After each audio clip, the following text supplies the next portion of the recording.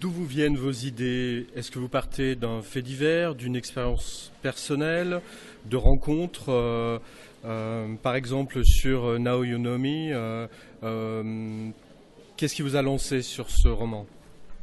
So where's your inspiration come from? Does it come from newspapers, personal experiences, personal encounters? Yeah, for me, it mostly comes from true crime, like my idols Elroy and Chandler. I'm inspired by things I read about, but it's usually just the kernel, something little. We were talking earlier. My next book was about reading about this. These two women who, when they were teenagers, one of the women's, they were best friends, and one of them confessed to the other that she had killed someone in her family. It was a confession, and the friend had to carry that and promise not to tell. And it ruled her life, and the secret sort of infested her as the person listening to it. So that became inspiration. Something like that just becomes so compelling that takes off for me. Donc elle nous explique qu'en fait elle est souvent très inspirée par des faits divers, des histoires des vrais crimes qui apparaissent dans les journaux.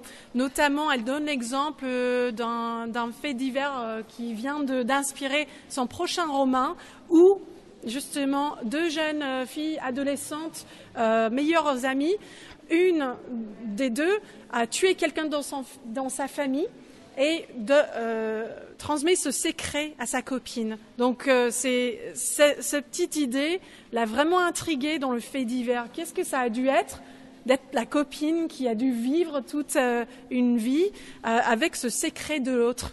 Donc ça, c'est le début du prochain roman. À partir d'une idée de ce type-là, comment procédez-vous? Vous commencez par construire les personnages, par construire une trame, par faire du travail de recherche? Donc, how do you develop this idea? That's always the hard part, and sometimes it doesn't happen. Sometimes it's a good idea, but there's no story. Usually I have to find a voice. That's usually the next stage for me. I have to start to hear a voice in my head. As you could tell from the Chandler one I read, and just if you know James Ellroy's work, they're very what they call voicey in the book lingo, which is that they feel very specific. It's like someone's whispering in your ear. So usually the story comes when when I start to hear that main character whispering in my ear. It comes alive. Donc elle dit que ce développement est parfois difficile et parfois n'apparaît même pas. Donc ça c'est que ça soit pas un bon début d'histoire. Mais pour que ça prend, il faut qu'elle entende la voix de ce personnage et que cette voix commence à lui parler. Et c'est pour cela qu'elle a choisi ces deux extraits de texte de Chandler, de Ellroy, parce qu'elle trouve qu'ils ont vraiment leur voix, qu'elle pourrait les entendre vraiment chuchoter dans l'oreille. Donc c'est très voicy, comme elle dit.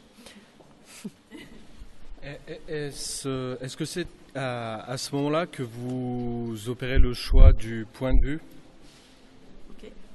So is this how you choose the point of view for what you... Yes.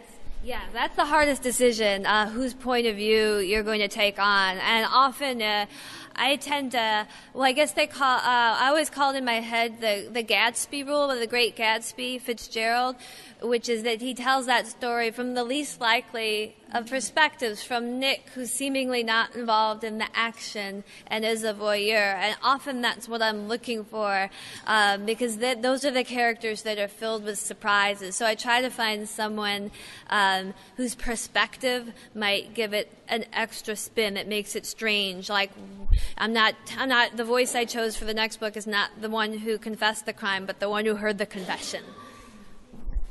Donc pour ce point de vue, justement, elle cherche vraiment le personnage qui pourrait être plus intéressant et pas nécessairement le plus direct. Donc elle cite The Great Gatsby où justement le point de vue c'est de Nick, un personnage qui est un peu à l'extérieur de l'intrigue principale de l'histoire, mais c'est ça justement qui donne l'intrigue dans ce roman. Donc elle essaie de chercher justement toujours ces points de vue un peu voyeuristiques de l'extérieur.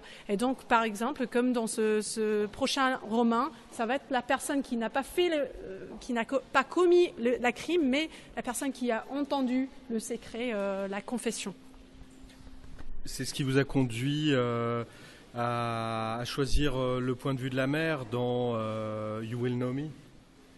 Is this why you chose the mother's perspective in You Will Know Me? Yes, that's actually the best example. In the You Will Know Me, about this gymnast, the mother, the obvious point of view, I think it's a book about a gymnast, that it would be the gymnast's point of view. But I was very interested in the idea of parent of a prodigy, and what that's like, someone who believes that their child is special, and so that became, and I knew that ultimately she would be an unreliable narrator as a mother, so that added another complication because she believes certain things about her child. So you're always looking for elements to complicate it, to give it more depth. Donc oui, ça a bien inspiré ce choix de point de vue de la mère. En plus, elle trouve qu'elle était très intéressée par le fait que ça soit la mère justement d'une athlète étoile, Levante, où justement la mère ne serait pas du tout objective, elle serait subjective et justement elle cherche ces petites choses qui vont compliquer encore plus l'histoire et donner du profondeur à l'histoire. Vous citiez tout à l'heure Gatsby le magnifique. Vous aimez donc bien plutôt choisir ce qu'on appelle un point de vue périphérique, pas prendre le protagoniste comme narrateur, mais choisir quelqu'un qui l'observe. Donc, so he's saying that you've cited Gatsby as one of the reasons why you take a peripheral viewpoint. C'est quoi la question en fait? Parce qu'il n'y a pas de question là. J'aimais bien le point de vue périphérique. Do you like this? Do you particularly like this point of view from the outside? Yes, I mean, they say that all writers are voyeurs, so I think we identify with the voyeur in every story. That's also why I love Hitchcock. I think he's often the person observing that, because they're really the pervert. The voyeur is really the pervert to be extreme. Because I'm talking about myself, I can say it. And I'm fascinated by that position, the peeping Tom, so to speak. So that I always have a character that's the stand-in for the writer, and I think the reader too, because of course the reader is the ultimate voyeur.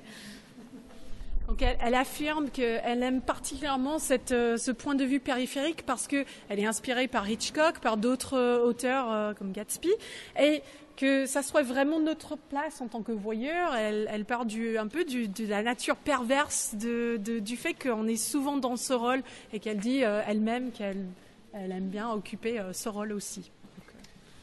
Mais dans You Will Know Me, vous opérez un changement de point de vue à l'avant-dernier chapitre, puisqu'on accède très brièvement au point de vue de Devon. So at the second to last chapter in You Will Know Me, you change the point of view. What's that about? Yes, and it felt like it sort of broke the rules, so to speak, to change it at the end. But I thought it was sort of important that we understand that there's so much that our narrator was not able to see. So it's sort of giving the reader a way to look behind the mask at the end. Felt like a little gift between me and the reader, and as a kind of shock to the system that you can't trust your narrator always. Donc elle vous donne, les lecteurs, un petit cadeau en tant que l'écrivaine, en dévoilant dans cet avant-dernier chapitre un nouveau point de vue pour un peu dévoiler, enlever le masque, et pour vous dire qu'on ne peut pas toujours faire confiance au narrateur dans les livres, et pour justement montrer une autre facette. Et donc elle a un peu cassé les règles standards, mais que c'était pour vous transmettre aussi une idée sur la narration. La question du point de vue, c'est-à-dire qui raconte l'histoire, c'est une des questions fondamentales de la narration littéraire. Vous avez évolué par rapport à ça. Vos premiers romans étaient écrits à la première personne, maintenant ils sont écrits à la troisième personne. Qu'est-ce qui vous a amené à cette évolution? So this point of view question is fundamental to narration, and he's saying that you've changed. In the beginning you were first person, now you're third person. What brought that change about? Yes, and my next book is first person again, so I do like to change it. There's writers know, all of we who write know that first person is the easiest. It goes really fast, but it also it doesn't allow you to do certain things. So it's always a trade-off, and it depends whether what part matters most in the story. If it's first person, there has to be something extra for me about why it needs to be so intimate, why we need to be in the head. Sometimes what's more important for me is to see the larger picture, and that's when I would go to third. So it depends on the story for me.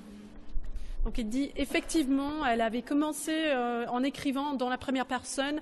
C'est beaucoup plus facile, elle dit, pour les écrivains parce que ça va plus vite, ça vient plus vite d'elle. Et elle dit quand même, il faut avoir vraiment une raison pour utiliser ce jeu pour un lien plutôt intime. Et du coup, quand on en fait en troisième personne, on peut avoir une vue plus globale. Et justement, elle dit qu'elle revient pour ce prochain roman dans la première personne. Donc, il y a un peu de va-et-vient. Elle dit qu'il y a des bons côtés et les mauvais des deux.